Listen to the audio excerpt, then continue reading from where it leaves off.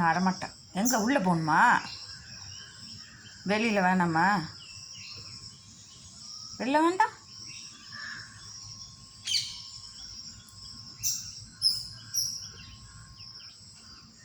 சொல்லு. இப்போ வீட்டுக்குள்ளே போகணும். இந்த பிள்ளைக்கு வெளியில் உட்காந்து வேடிக்கை பார்த்தாச்சு. கூப்பிட்றாரு, கேட் திறக்க சொல்லி.